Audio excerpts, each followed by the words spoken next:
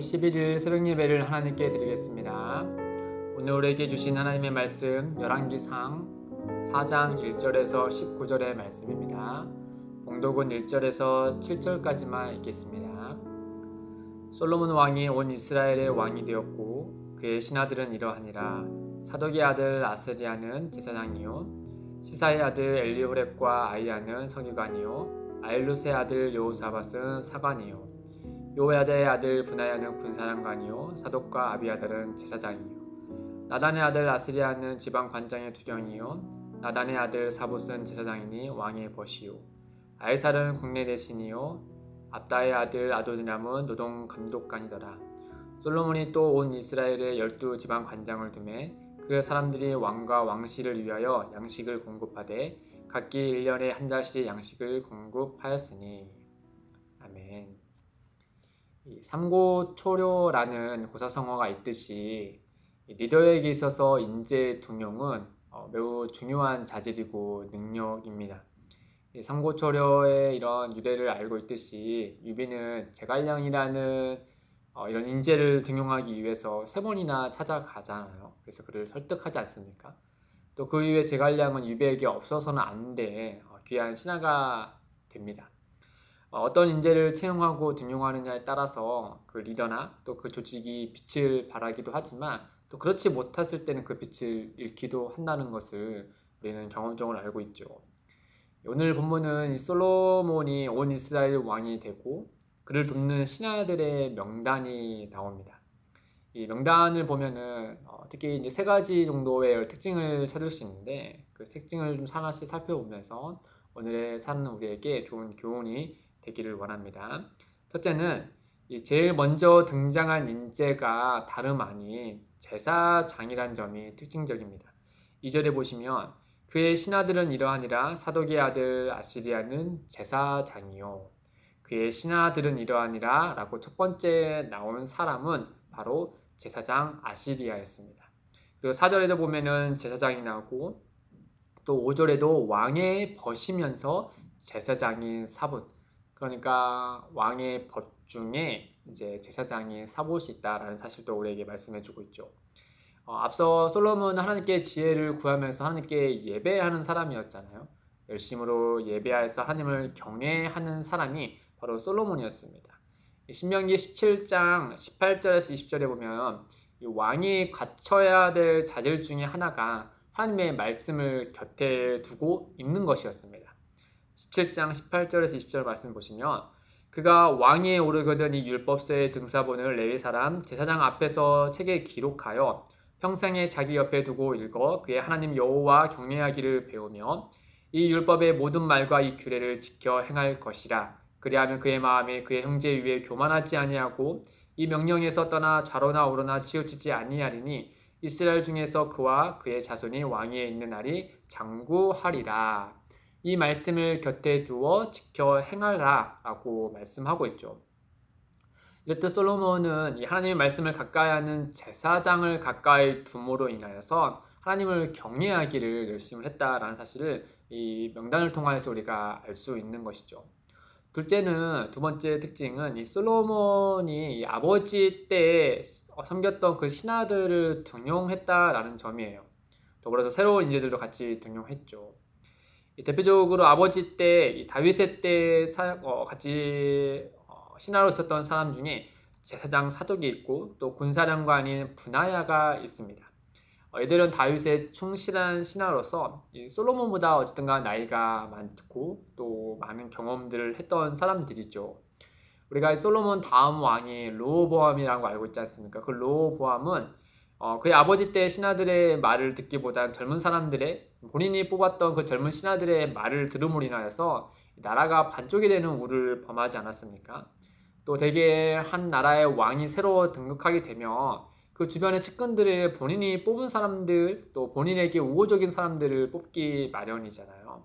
그러나 솔로몬은 새로운 사람을 등용하는 것뿐만 아니라 이제 아버지 때 같이 섬겼던 그런 어른의 이런 신하들도 같이 등용해서 과거에 있었던 그런 경험의 이야기들을 또 그런 조언들을 듣고자 이와 같이 결정했다라고 하는 거죠. 이렇듯 솔로몬은 하나님께 지혜를 구하면서 하나님의 말씀에 귀를 기울 뿐만 아니라 또 아버지 때의 그 어린 신하들의 이런 경험으로 나오는 그런 조언들에 귀를 기울이고자 이런 인성화 조직을 했다라는 점을 우리가 발견할 수 있는 것이죠. 마지막으로 또 특징적인 것은 바로 17절에 나와 있는 것처럼 온 이스라엘의 12지방 관장을 두었다라는 점입니다. 이는 한편으로 온 이스라엘에 이제 두루 살피면서 잘 다스리겠다라는 의지가 담겨 있는 것이고, 또 더불어서 솔로몬 때 비로소 온 이스라엘이 이제 보다 이제 안정적으로 나라가 이루어졌다라는 사실을 우리가 알 수 있는 것이죠. 아시겠지만 다윗의 때는 참 드라마틱한 사건들도 많았고 전쟁도 많았었죠. 또한 밧세바 사건 이후에 이 다윗의 입지가 많이 정치적인 타격도 많았습니다. 또 말년에도 그렇죠. 말년에도 우리가 본 것처럼 아도니아가 스스로 왕이 되었다라고 말할 정도로 이 왕이 명백히 있음에도 불구하고 이와 같이 말할 정도였으면 여튼간에 보이지 않았지만 그 나라 안에서 이런 어수선한 분위기가 분명히 있었다는 것을 우리가 알 수 있죠. 그러나 솔로몬 때에 온 이스라엘 12지방 관장을 두고 또 왕실을 위해 양식을 잘 공급할 수 있도록 했다. 또 이와 같이 됐다라는 점을 솔로몬 때 비로소 온 이스라엘이 안정화되었다라는 사실을 우리에게 간접적으로 우리가 알 수 있는 것이죠. 이는 다윗이 지금까지 쌓아왔던 그런 덕 때문에 솔로몬이 이제 안정을 누릴 수 있는 것이고, 더불어서 솔로몬의 개인의 역량도 분명히 있었겠죠. 이 지혜로운 처사와 또 인사를 잘 등용해서 이와 같은 일들을 잘 했다는 점도 우리가 인정합니다. 그러나 성경은 솔로몬 때 이렇게 안정된 것은 이 근원적인 것은 분명한 근원적인 이유는 하나님의 은혜로운 약속 때문이라는 사실을 우리에게 말씀해 주고 있죠. 솔로몬의 지혜를 보자 하나님께서 솔로몬에게 이렇게 약속하십니다. 열왕기상 3장 12절에서 14절에 보시면 내가 내 말대로 하여 내게 지혜롭고 총명한 마음을 주노니 내 앞에도 너와 같은 자가 없거니와 내 뒤에도 너와 같은 자가 일어남이 없으리라.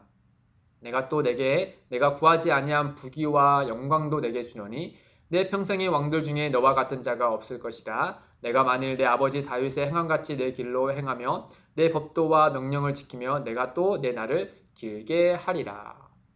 하나님께서 이 솔로몬 때 약속하신 것처럼 은혜를 주면서 그 은혜의 방편으로 어떠한 것을 주셨냐라고 하면 이 솔로몬이 온 이스라엘을 바르게 다스릴 수 있도록 이와 같은 인재들을 그에게 붙여주셨다라는 사실을 오늘 말씀을 통해서 우리는 알 수 있는 것이죠.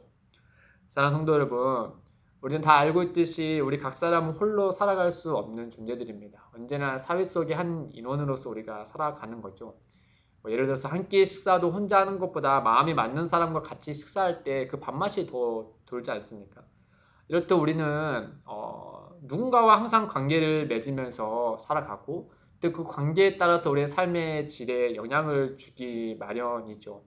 업무에서 뿐만 아니라 우리의 지극히 작은 일상의 한 부분도 그 관계 안에서 이제 우리의 삶이 달라지는 것을 우리가 알 수 있죠.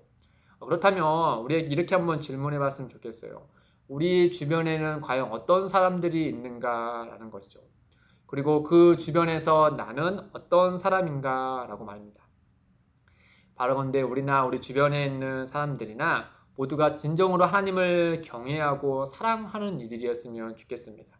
서로가 서로를 위하여 기도하고 격려하고 도우며 주 안에서 사랑하는 관계의 사람들이 우리 주변에 가득할 때, 또 내가 그와 같은 사람이 될 때 온 이스라엘이 안정화되어서 하나님의 은혜를 누린 것과 같이 우리의 삶 또한 그와 같은 은혜를 누리게 되는 것이겠죠. 그 만남의 복, 그 관계의 복이 우리 가운데 가득하기를 주님의 이름으로 축복드립니다. 함께 기도하겠습니다. 하나님 아버지, 우리 각 사람은 어느 한 영역을 주님의 은혜로 잘 다스려야 하는 위치에 있습니다. 우리에게도 솔로몬에게 주셨던 지혜를 주시고 하나님을 경외하여 함께 동역할 귀한 사람들을 만날 수 있도록 인도하여 주옵소서. 주님, 혹여 우리 중에 홀로 외로움에 있는 이들이 있다면 우리 교회가 그들에게 귀한 벗이 될 수 있도록 성령님께서 우리 관계를 인도하여 주옵소서. 감사하며 예수님의 이름으로 기도드립니다. 아멘. 오늘도 두 가지의 기도 제목을 두고 기도하겠습니다. 첫째, 하나님이 기뻐하실 귀한 관계를 맺을 수 있도록 우리에게 만남의 은혜를 더하여 주옵소서. 둘째, 기쁨이 되는 교회가 성도와 지역사회에 하나님의 기쁨을 전할 수 있는 귀한 존재로 아름답게 세워지게 하옵소서. 이를 위해 함께 기도하며 나아가겠습니다.